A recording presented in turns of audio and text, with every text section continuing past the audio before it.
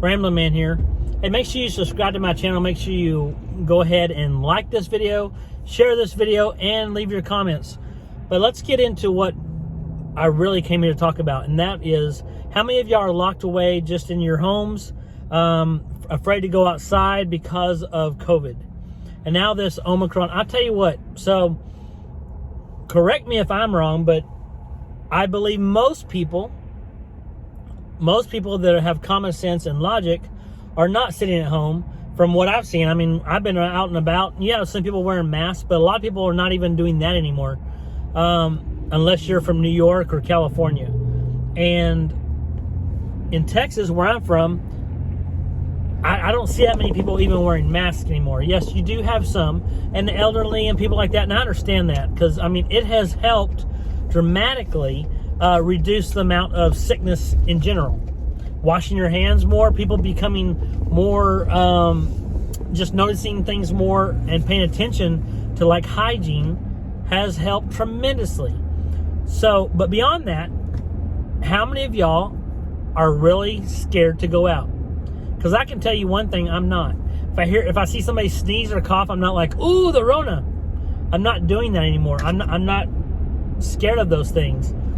So you have, I believe back in November 8th is when they first came out, maybe in November 7th, but November 8th they talked about the Omicron in South Africa.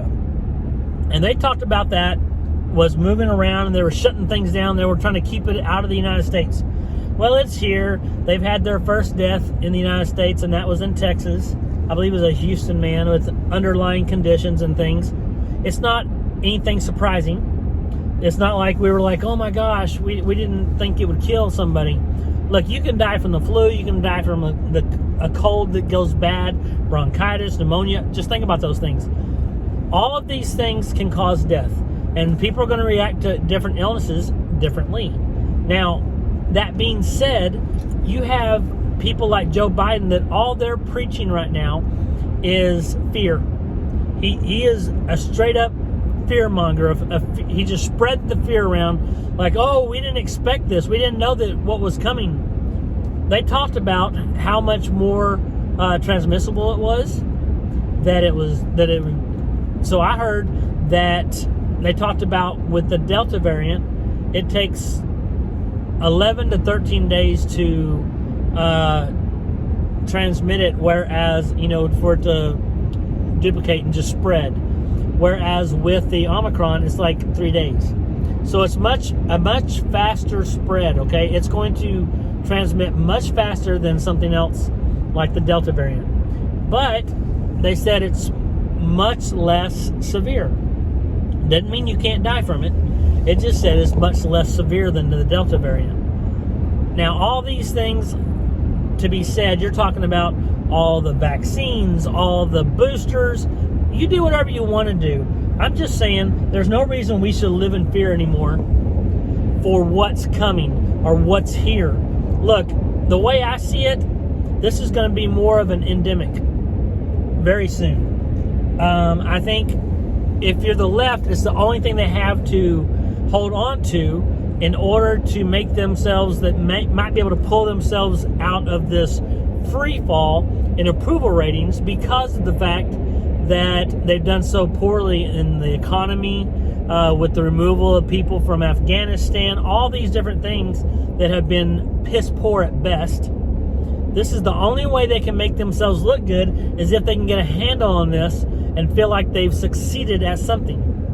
When you have your Build Back Better plan falling through because even a Democrat, one of your major Democrats, is voting against it, I mean, what else do you have except for hoping that the pandemic continues so you can have some way of showing that you've done something during your administration? Now, I seem to remember that Biden had called Trump out and said that all these deaths are on your hands. That while you're as a president, you should be stepping down if you have this many deaths on your hands, 220,000. Well, now it's exceeded 800,000. So who's going to step down now? Would that be Biden, the person that said this? You can pretty much guess that that's not going to happen. So it's only a one-way street. It only benefits, if it benefits the left, then you can say it. If it doesn't, you can't say it. You can call someone racist, even though they don't say a racist remark or do anything racist. You can call them racist if it fits your agenda. You can't turn around and call a left person racist because that does not fit their agenda. He's not being racist. He's just expressing himself. You see what I'm saying here? It's only a one-way street right now. So don't stay at home. Don't be scared anymore of all the fear that's coming down from the left, because it does not matter. Whatever you're hearing, whatever you're seeing on the media, most of that's BS anyway. CNN has more viewers than it does anchors nowadays. Finally. Because their anchors are all getting, fired and stuff, trumped up on sexual assault charges and things.